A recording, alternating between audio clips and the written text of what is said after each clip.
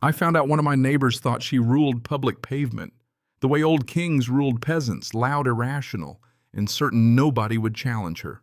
If she had just left me alone, she could have kept her perfect lawn, her fake authority, and her peace. But one Tuesday afternoon, she stepped in front of my Jeep and decided to teach me a lesson. So I ended up teaching her one instead. I live in Carmel, Indiana, a suburb so polished it feels like the grass gets performance reviews. The lawns are perfect, the mailboxes look expensive, and there's a tiny group who act like owning a house means they also own the curb in front of it. That Tuesday was beautiful, crisp air, blue sky, the kind of afternoon that makes a neighborhood look too clean to be real. I was driving home from work in my 2006 Jeep Wrangler. It rattles, squeaks, and sounds like a lawnmower full of loose change, but it's paid off and it's mine. I turned onto Sycamore Lane, checked my speed, and saw 18 miles an hour. The limit is 20. I was coasting. Then this woman burst out from behind a shrub like she'd been waiting in ambush. I didn't know her name was Mrs. Abernathy yet, but the visor, the capri pants, the offended haircut, my brain instantly named her Brenda. She lunged into the street waving both arms like she was trying to land a helicopter. I slammed on the brakes, stopped a few feet short of her, rolled down my window, and asked if she was okay. She marched up, red-faced and furious, screaming that I'd been flying down the street, that I treated the neighborhood like the Indy 500, that there were children everywhere. There were no children. There was one squirrel on a lawn looking at us like we were trashy television. I told her calmly that I was doing 18. She said I was doing 50 in a rusty Wrangler on a short residential lane. I laughed, which did not help. She pointed at me and said she was calling the police and the HOA. I told her I had a dash cam with GPS speed overlay and it would show exactly how fast I'd been going. That should have ended it. Instead, she said her eyes were better than any camera and told me I'd regret it if I ever drove like that again. That was when I realized she didn't care about safety. She cared about control. Some people don't want the truth, they want your obedience. So I drove home, grabbed a soda, sat down at my computer, and figured that was the end of it. 2 hours later, a Carmel police officer knocked on my door. Officer Davis looked like a man who had already lost patience with the universe. He told me Mrs. Abernathy had reported that I was drag racing through the neighborhood doing 60 and nearly ran her over. By then, my speed had apparently grown another 10 miles an hour in her imagination. I invited him inside, pulled up the dash cam footage, and we watched the whole thing, me rolling along at 18, her jumping out of the bushes, my Jeep stopping her, screaming that her eyes were better than a camera. When the video ended, Officer Davis pinched the bridge of his nose and apologized. He said I'd done nothing wrong. Then he gave me a warning that turned out to be perfect people like that.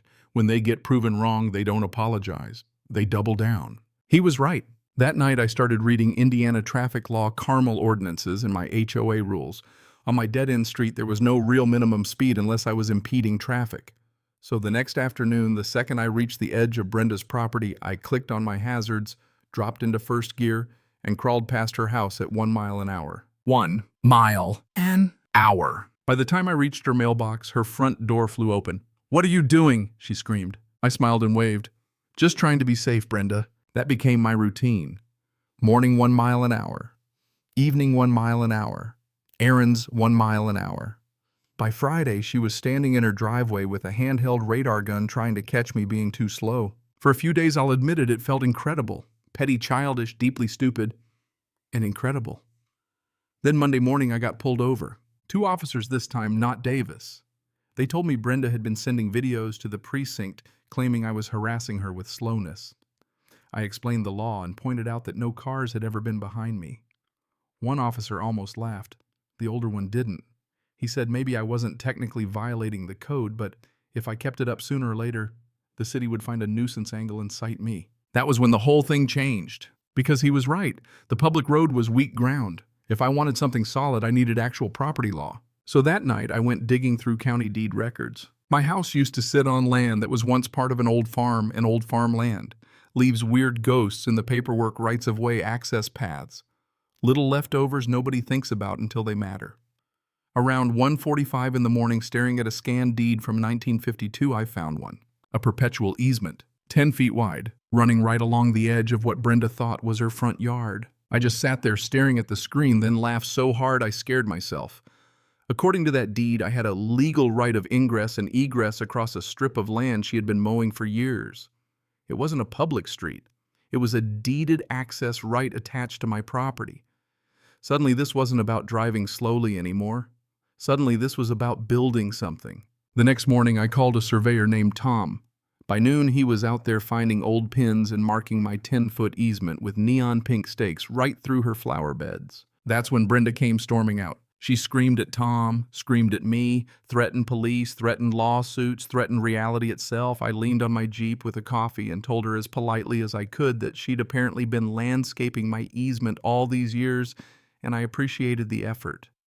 She looked like her soul briefly left her body. Once Tom handed me the certified survey, phase 2 began. I hired an excavation contractor named Mike. I showed him the deed, the survey, the route. He looked up at me and asked, "You want gravel or concrete?" "Gravel," I said. "I want it loud." Saturday morning, just before 7, the cul-de-sac woke up to diesel engines and air brakes. A dump truck rolled in. A bobcat came off a trailer. I stood on my porch with coffee while Mike lined up the machine with Tom's neon stakes and dropped the bucket into Brenda's perfect lawn. Her front door flew open. She came sprinting out in a bathrobe and fuzzy slippers, screaming for everyone to stop, but Mike kept digging until she pounded on the cab. He pointed toward me.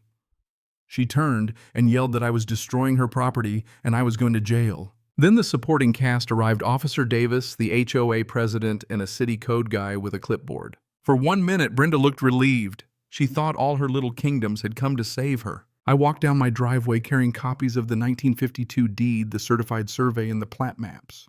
The city guy read the easement, checked the stakes, looked at Brenda, and said the sentence that ended her war in a single breath. He's right. The HOA president started sputtering about aesthetics, and I told him county deed rights outranked HOA bylaws. Officer Davis checked his watch, reminded Brenda that construction was legal after 7 on Saturday, and said the rest was a civil matter. Then, one by one, the people she'd tried to use as weapons got back in their vehicles and left. She was standing there alone beside a trench cut through the middle of her fantasy. Then she asked me, "Why are you doing this?" Because I wasn't doing it over grass. I was doing it because some people mistake politeness for weakness. They push and push because they think nobody will ever push back. Give the wrong person a tiny bit of power, and they'll use it to make other people smaller, just to feel bigger. So I told her the truth. A week ago, I was driving 18, minding my own business. You lied, you escalated, you tried to use the police like your own private staff, so I built my own road. By noon, the gravel was down crushed limestone, running like a scar beside her house 2 feet from her windows. That evening, I got in. My Jeep shifted into 4-low, rolled the windows down, clicked on my hazards, and took the first drive down my brand new private access. Crunch, crackle, pop. It sounded magnificent. I eased past her porch, past the living room window, and stopped just long enough for the curtain to twitch. Her face appeared behind it, pale, stunned, quiet. I gave her a tiny salute. She didn't scream. She didn't call anyone. She just closed the curtain. That's how I knew it was over. For the next couple of weeks, I used that gravel path every day. The neighbors started coming over laughing, telling me she'd been terrorizing the cul-de-sac for years. Turns out I hadn't started a war. I'd ended a reign. Eventually, she paid for a giant white privacy fence along the whole side of the property. Problem was, the fence blocked the view, but amplified the sound. Every time my Jeep rolled down that gravel, the crunch echoed right back at her like a receipt. And that was the lesson for me. Boundaries matter, paperwork matters, and quiet people aren't always weak. Sometimes they're just waiting until they can answer stupidity with something airtight.